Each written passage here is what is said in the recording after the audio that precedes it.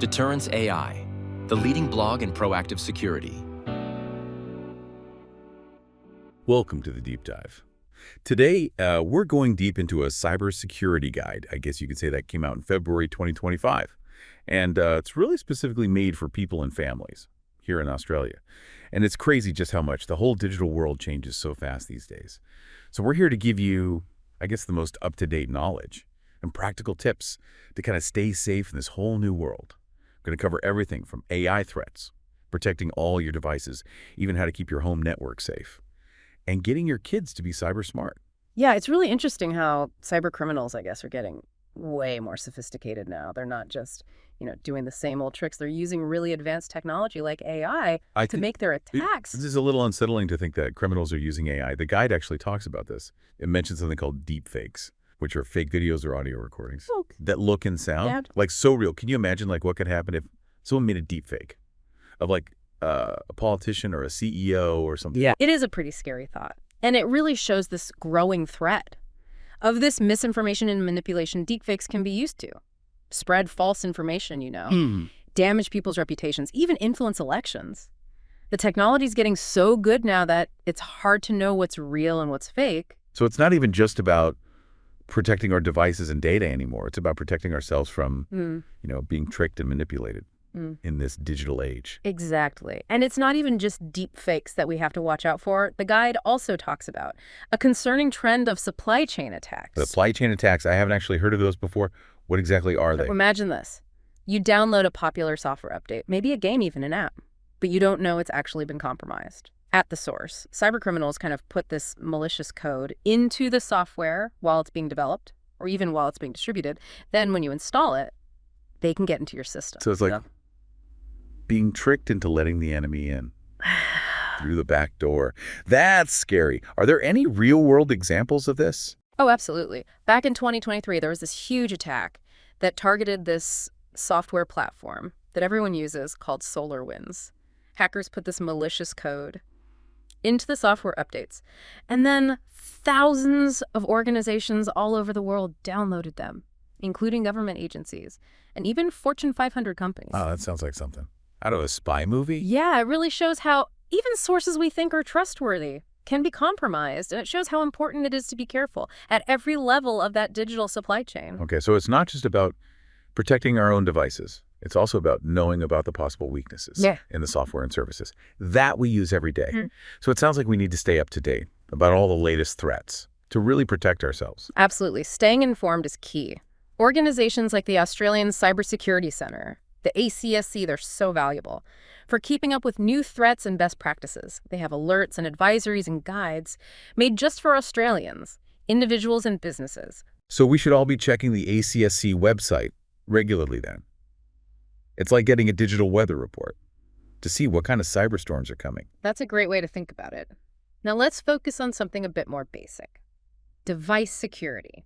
It's really the foundation of your whole cybersecurity strategy. Right. Securing our devices is like building a strong wall around our digital lives, but it's not just about antivirus software now, is it? No, it's way more than that. It's about really understanding how to protect our devices against all kinds of threats, from malware and phishing attacks to unauthorized access and data breaches. So what's the first line of defense then? I mean, we all know about antivirus software, but is that even enough in 2025? Antivirus is still really important. It's like this guard that's always watching for known threats, and it takes care of them. But it's just as important to keep our operating systems and software up to date. Oh yeah, those updates. Sometimes they pop up at the worst times, but I guess they're there for a reason. They really are. Those updates usually have really important security patches that fix newly discovered vulnerabilities. Think of them like reinforcing the weak spots in your digital armor. I guess ignoring updates is like leaving the drawbridge to your castle wide open. Yeah. Not a good idea. So we've got our antivirus and our updates. What else can we do to secure our devices? Well, we need to talk about passwords, or other passphrases.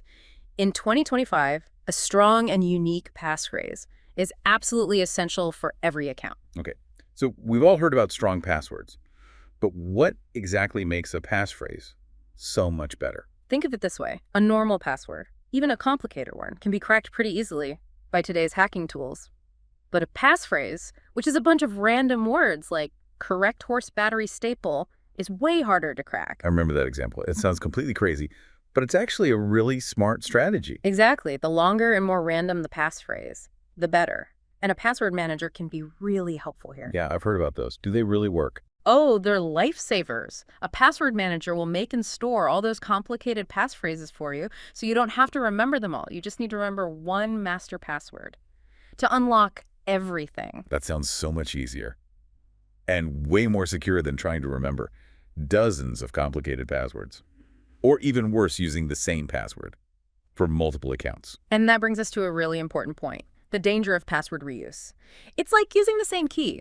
For your house, your car, and your office, if one gets compromised, they're all compromised. So password manager's like, oh, we're having a high-tech key ring that keeps all our digital keys safe and organized. I'm convinced. Great. Now let's say, even with our strong passphrases and our password manager, what happens if, somehow, a password does get compromised? This is where our next cybersecurity essential comes in. Multi-factor authentication. Multi-factor authentication, or MFA as I've seen it called. I know it's supposed to be important, but I've always found it a little bit confusing. What's the best way to think about it? Think of MFA like a superhero sidekick that comes to the rescue. When your password is in trouble, it adds this extra layer of protection by making you prove who you are through a second method, like a code sent to your phone or a fingerprint scan. So even if someone gets my password, they can't get into my account without that second thing. It's like having a double lock on the door. Exactly. And there are different types of MFA, each with its own level of security. For example, SMS codes are common, but they can be intercepted. Authenticator apps, which make these time-based codes, are more secure. And then there are physical security keys, like a little USB device you plug into your computer, which offer the highest level of protection. So it's about choosing the right level of security for how important the account is. Like my online banking probably needs a higher level of security than my social media accounts. That's right. It's about figuring out the risks and choosing the right tools for the job.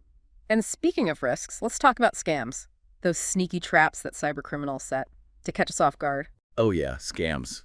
They seem to be getting more and more sophisticated all the time. I got this phishing email recently that looked almost exactly like a real email from my bank. It even had their logo and everything. That's a classic example of how good phishing scams have gotten. They're not those clunky, badly written emails anymore. From Nigerian princes. They're super targeted, often personalized, and designed to play on our emotions. They might pretend to be from brands we trust, use urgent language to make us panic, or even use current events to make their messages seem more believable. It's like they're playing mind games with us, using our fears and anxieties against us. Exactly. So how do we avoid falling for these tricks? The key is to sharpen our cyber senses, to become better digital detectives. So what are the signs that an email or message might be a scam? What should we be watching out for? Well, first of all, look really closely at the sender's email address. Does it actually match the official address of the organization they're claiming to be from? A lot of times there might be little misspellings or changes that are easy to miss if you're not paying attention. Right, like a small misspelling in the company name or a different domain extension. Those are definitely warning signs. Absolutely. And be careful about any links in the email. Instead of just clicking on it, hover your mouse over it to see the actual URL. Does it match the real website of the organization? If not, it could be a fake link made to steal your login information. It's like a wolf in sheep's clothing, a link that looks harmless, but it's actually dangerous. Exactly. And never, ever give out personal information, like your passwords, bank details, or credit card numbers, in response to an email or message you weren't expecting. Real organizations will never ask for that kind of sensitive information through email. So if you're ever not sure, it's always better to be safe than sorry. Contact the organization directly through their official channels to check if the request is real. That's a great point. Now, apart from phishing scams, there's another cyber threat we need to be aware of, malware. Oh, malware. Those nasty programs that get into our devices and cause so many problems. It's like a digital virus. That's a perfect analogy. Malware can spread in a few different ways, through bad links, infected attachments, or even weaknesses in software.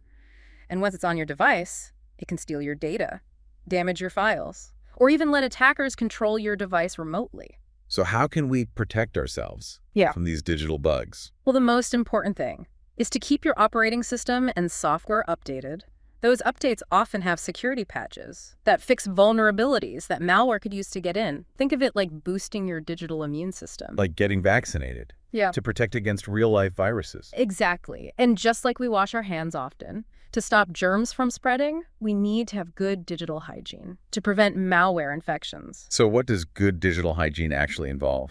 It means being careful about the websites you visit, the links you click, and the files you download. Stay away from suspicious websites, especially ones that offer pirated software or free downloads that seem too good to be true. Because they probably are. It's like that saying, if it sounds too good to be true, it probably is. Right. And be careful with email attachments, especially from people you don't know. If you weren't expecting an attachment, don't open it. It could be malware disguised as something harmless, like a document or a picture. So it's all about being careful and using common sense. If something seems off or suspicious, it's best to just avoid it. Now let's move on to another area where being cautious is really important. Social media. Social media, it's such a big part of our lives now, isn't it? We use it to connect with friends and family, share our thoughts and experiences, and stay updated on current events. It's an amazing tool for communication and connection, but it also comes with some unique cybersecurity challenges. Our social media accounts often have so much personal information that cybercriminals would love to get their hands on. Right, like our birthdays, Yeah. contact details, photos, even our location data. It's all out there if we're not careful. Exactly. So how do we balance our desire to connect with people with the need for security and privacy on these platforms? Well, I guess first of all, we need to be mindful of what we're sharing. It's easy to post everything about our lives online, but we need to remember that anything we share publicly could potentially be seen by anyone, even with privacy settings. That's a crucial point. Those privacy settings are important, but they're not perfect, and we need to think about the possible consequences of sharing too much. What might seem harmless or funny today could come back to haunt us later, especially when it comes to our careers. So it's about thinking before we post, considering what could happen, and remembering that the internet never forgets. Now, besides being careful about what we share, we also need to talk about passwords and multi-factor authentication on our social media accounts. Right, we already talked about strong passwords. Yeah, and MFA for other accounts, but I guess it's important for social media too. Absolutely. Our social media accounts are often linked to other accounts and services, like our email, online shopping, even our bank accounts. If a cyber criminal gets into our social media, they could use that to get into other accounts as well. So if our social media account gets hacked, it could affect our security across lots of different platforms. Exactly. That's why it's so important to use strong, unique passwords for our social media and to turn on MFA whenever we can. It adds that extra layer of protection. That can make all the difference. Okay, so we talked about phishing, malware, and social media security. What's next on our cybersecurity checklist? Well, let's talk about a place where we often feel the most vulnerable, our home networks. Home networks. That's where we connect all our devices now. Computers, smartphones, tablets, even our smart TVs and appliances these days. Exactly. Our homes are becoming more and more connected, which is convenient, but it also creates more ways for cyber criminals to get in. Think of your home network as your digital fortress. I like that analogy. So how do we fortify our digital fortress? Well, the first line of defense is your router, that little box that connects your home to the internet. It's like the drawbridge to your castle. So if we don't secure our router, we're basically leaving the drawbridge wide open for anyone to come in. Exactly. And one of the most common mistakes people make is leaving the default router login information unchanged. Those default usernames and passwords are often easy to guess, making it super simple for cybercriminals to get into your network. So it's like leaving the key to your castle, hanging on a hook outside the door. Not very secure. Right. So the first thing you should do is change those default credentials to something strong and unique. And while you're at it, turn on strong encryption for your Wi-Fi network. This makes sure that any data sent over your network is scrambled, making it way harder for anyone to snoop on it. Encryption is like putting all your valuables in a safe before you send them over the internet. It just adds that extra layer of protection. Exactly.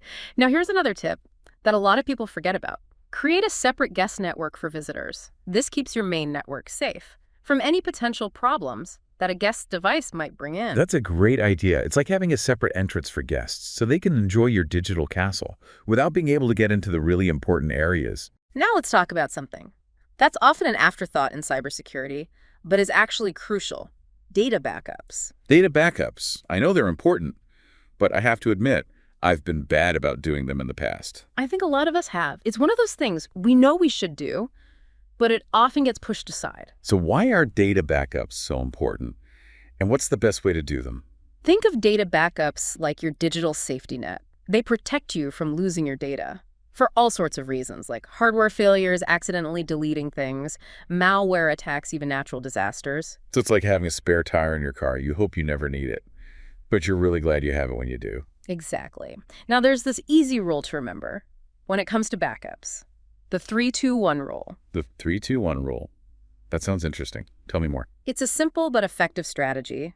It means having 3 copies of your data on 2 different types of media, with 1 copy stored somewhere else. Okay, let's break that down. 3 copies, so 1 on my computer, 1 on an external hard drive, and 1 where? Sure. In the cloud. That's right. Cloud storage services are great for offsite backups. They give you an extra layer of protection in case something happens physically, like a fire or a flood. So 2 different media would be my computer's hard drive and an external hard drive, and 1 copy offsite would be in the cloud.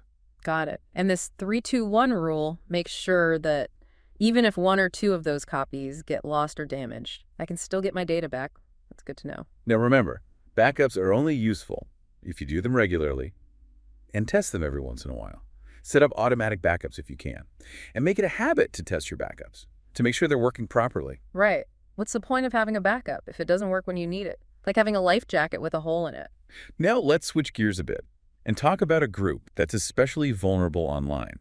Our kids. Cybersecurity for kids, it's such an important topic, especially with kids growing up in a world that's more and more digital. It's like teaching them to swim.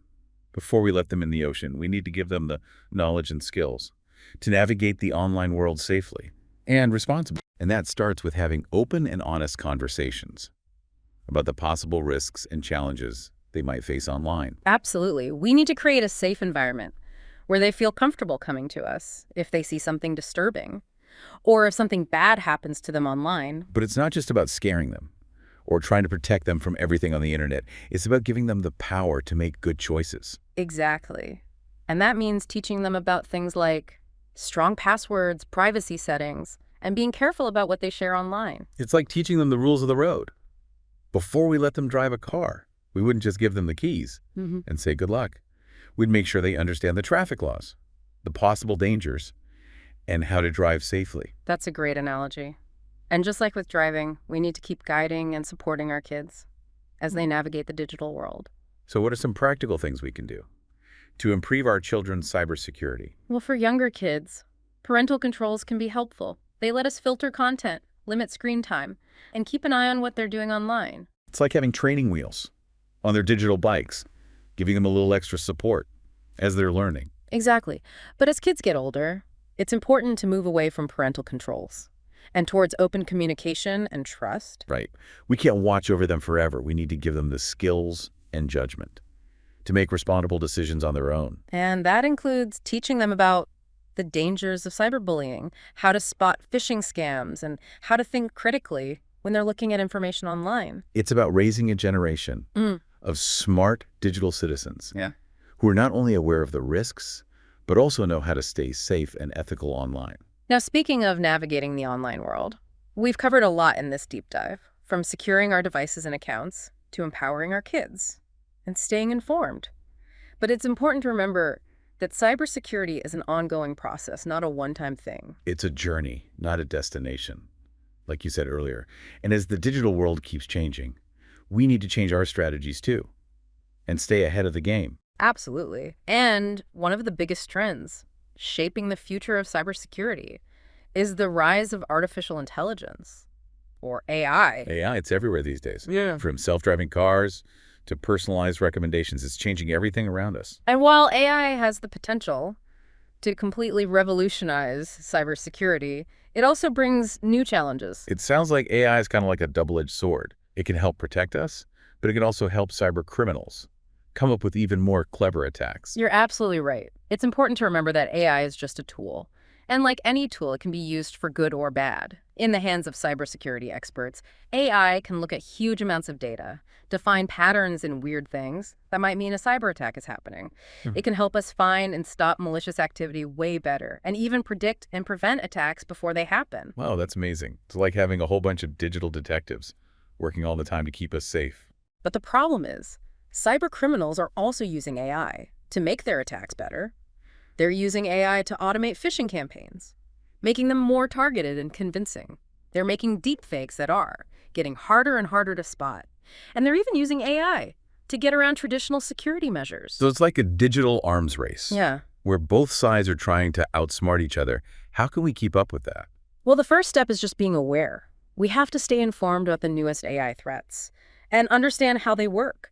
For example, if we know that AI can be used to create super convincing deepfakes, it makes us more cautious about what we see and hear online. Right. It's like we need to be a bit skeptical and question what we see and hear, especially if it sounds too good to be true or makes us feel really emotional. Exactly. Fact-checking is so important now.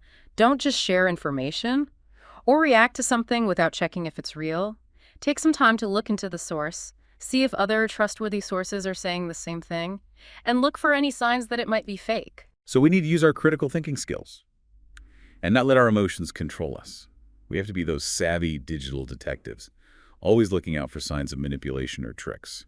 Now let's talk about another area where AI is having a big impact, the Internet of Things, or IoT. The IoT. It's crazy how much more connected our homes are becoming. We've got smart TVs, smart speakers, smart thermostats, even smart refrigerators. It's incredible how technology is changing our lives and making things so convenient. But all this connectivity also gives cybercriminals more ways to attack us. Every connected device, Wow. from your smart TV to your smart doorbell, could be a way for them to get into your home network. So it's like having a bunch of doors and windows in our digital fortress.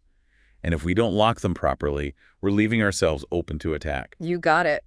We talked about securing our routers and Wi-Fi networks, but it's just as important to think about the security of our IoT devices. A lot of these devices come with the default passwords that are really easy to guess. It's like leaving a spare key under the doormat.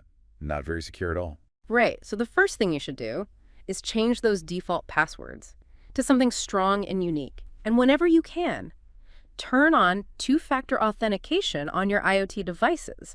It adds that extra layer of protection that can really make a difference. It's like having a security guard at every entrance to our digital fortress. And just like with any other device, it's so important to keep the software on your IoT devices up to date. Those updates often have security patches that fix known vulnerabilities. It's like giving our digital fortress regular checkups and maintenance, fixing any cracks or weak spots before someone can exploit them. Now, I want to touch on something else that's often overlooked: physical security. Physical security. I thought we were talking about the digital world. It's easy to focus so much on the digital side that we forget about the physical stuff. But what we do in the real world can directly affect our cybersecurity. Can you give an example? Sure. Let's say you're working on your laptop at a coffee shop, and you get up for a minute. Leaving your laptop unattended, someone could easily steal it and get access to all your personal and work data. So being aware of our physical surroundings is as important as being aware of our digital surroundings. Exactly. And it's not just about theft. Think about shoulder surfing, where someone looks over your shoulder to steal your passwords or other sensitive information while you're using your device in public. Right. It's like that scene in a spy movie where the agent sees the secret code over the villain's shoulder. Except in real life, it's not so glamorous. So being aware of our surroundings, using privacy screens on our laptops, and being careful about who might be watching us are all important things to do. It's like having a security perimeter around our physical space, Yeah. as well as our digital space. We need to be careful in both. Now I want to talk about something that's becoming more and more important: the connection between cybersecurity and privacy. Privacy. It's something we all care about, but it feels like it's getting harder and harder to have. In this digital age, In today's world, where everything is connected, our data is really valuable. It's being collected and analyzed by companies, governments, even cybercriminals. And it can be tough to control what information is collected, how it's used, and who can see it. it feels like we're always being watched, and it's hard to know who to trust or how to protect our privacy. It's a complicated issue, and there's no easy answer. But we can do things to get some control back over our digital footprints. Like what? Well, first we need to know how companies collect data. Read those privacy policies carefully and be picky about what you share online. Use strong passwords and two-factor authentication to protect your accounts. And think about using tools like virtual private networks, VPNs, and privacy-focused browsers to encrypt your internet traffic and make it harder for companies to track you. It's like putting on a digital invisibility cloak, so people can't see what we're doing online. That's a great way to put it.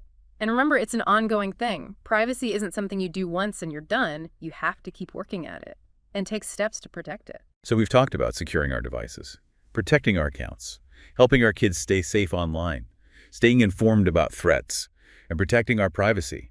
It's a lot to think about. It is. But the most important thing to remember is that cybersecurity isn't just about technology. It's about people. I like that. It's not just about firewalls and encryption. It's about how we act, what we're aware of, and the choices we make. Exactly. It's about developing those good cyber hygiene habits we've been talking about. Being careful, being skeptical, being proactive. It's about taking responsibility for our own security and the security of the people we care about. That's right. And remember, knowledge is power. The more we learn, the more we share, the more we adapt, the better prepared we'll be to handle the challenges of the digital world and protect what really matters. Thanks for joining us on this deep dive into cybersecurity essentials. We hope you found it informative and helpful. Until next time, stay curious, stay safe, and stay connected.